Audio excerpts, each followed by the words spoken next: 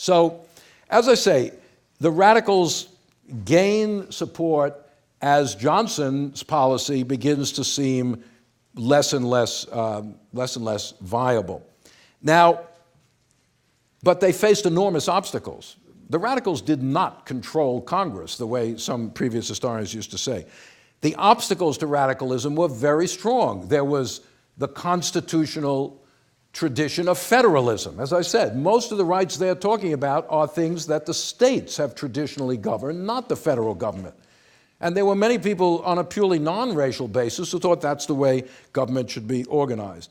There was the desire for normalcy, as happens after any war. Johnson's putting Reconstruction into effect. Do we want to have another giant crisis, get rid of those governments, go back to the beginning? I don't know. Laissez-faire, limited government. Is the federal government going to be a constant overseer of what's going on in the South? When is that ever going to end? And, of course, racism. The idea of a white man's government had a potent appeal. The Civil War had weakened it, but it was certainly powerful among all the Democrats and among some conservative Republicans as well. So what pushes the moderates to the radicals? It is the crisis itself. It is the impasse. The crisis between Johnson and Congress radicalizes the situation. And this, of course, is Johnson's great failing, that he doesn't understand that he needs to compromise. If he doesn't, the radicals will gain strength. Many people wonder, I've wondered myself, what would have happened if Lincoln had lived? What would Lincoln have done? I speculate about this in the end of my book, just because everyone asked me, and I say, oh, go read that. I'm tired of talking about it. But Lincoln would never have gotten himself into it's impossible, it's inconceivable to imagine Lincoln being impeached by Congress. It's inconceivable that he would be so alienated from the Congress, from the Republican Party, from Northern public opinion, that law after law would be passed over his veto. No, Lincoln would have worked out a compromise with Congress, no question about it. What it would have been, I don't know.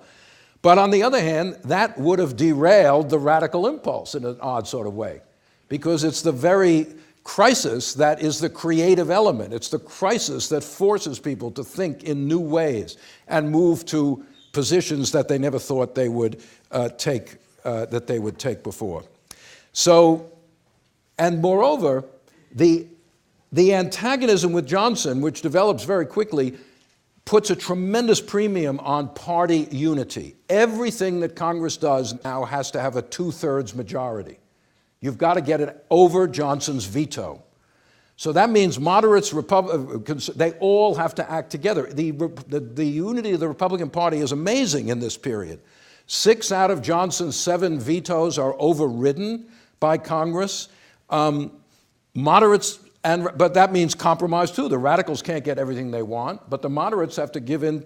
Some kind of general agreement has to be made. So, okay, let's see how this happens in the beginning of 1866, late 1865. Congress assembles finally December 1865.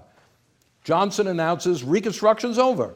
Loyal government has been established in the South. The basic rights of the freed people are guaranteed. The 13th Amendment has been ratified. Seward, the Secretary of State, announces enough states have ratified the 13th Amendment that it is now part of the Constitution. Slavery is irrevocably abolished in this country. Southern members of Congress and Senate are knocking on the door. We've been elected. Here we are to take our seats. Most of them are ex-Confederate generals and people like that, but they've been elected. The clerk of the House of Representatives, McPherson of Pennsylvania, a sidekick of Stevens, omits the names of the Southern delegates when he calls the roll of the House. When the first day, who's here? He doesn't call them.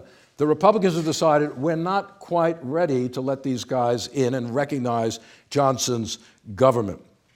The radicals try to seize the initiative. Immediately, Ashley of Ohio introduces a bill to abrogate the Johnson governments, institute black suffrage in the South, and have new government. But this is completely rejected. Most Republicans don't want that at this point.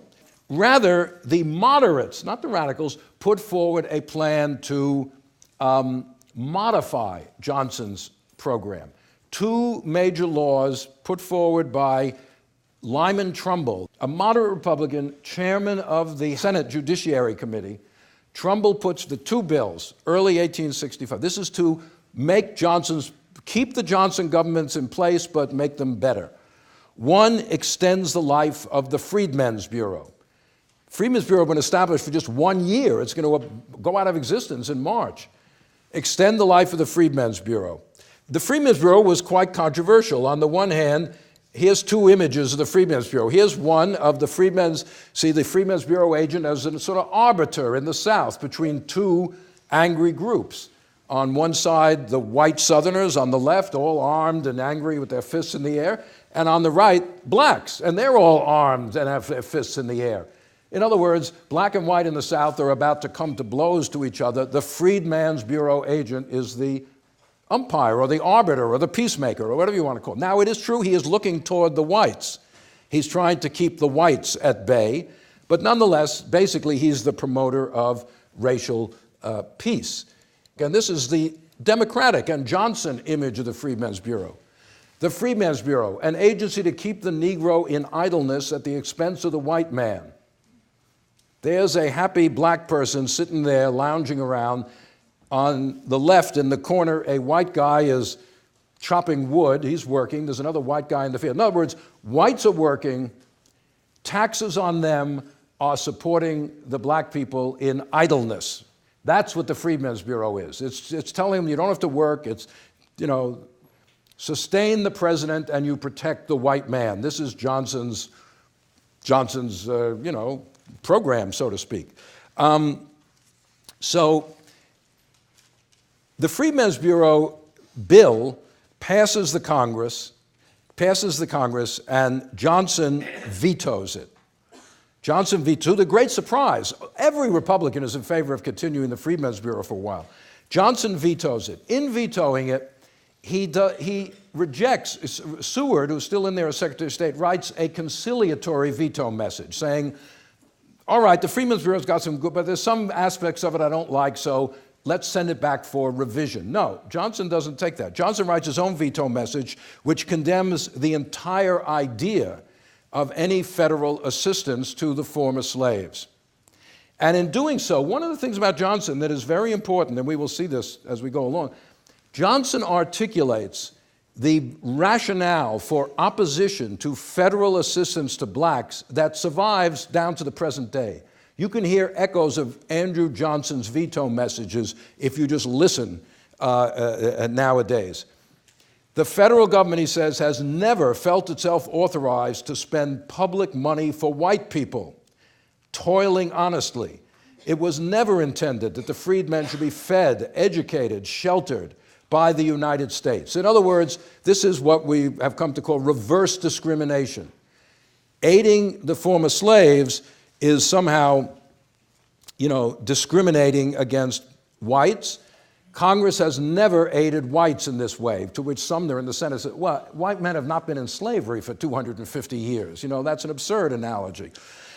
Johnson then goes on to say that no legislation should be passed on Reconstruction until the Southern representatives are seated.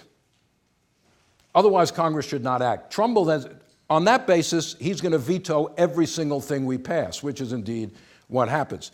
He finally goes on to say, the president represents the entire people. My view of this is more broad-minded. Congress, the members of Congress only represent individual constituencies. The president represents the people of the United States. Trumbull says, this is modest for a man made president by an assassin. Nobody has voted to make Andrew Johnson the tribune of all the people. But basically he says, all these issues of the freedmen should be left to the individual states. The bill is vetoed. They fail at first to override the veto by one vote. But then later in the year, they do pass another one which passes over his veto, so the Freedmen's Bureau will actually continue until 1870.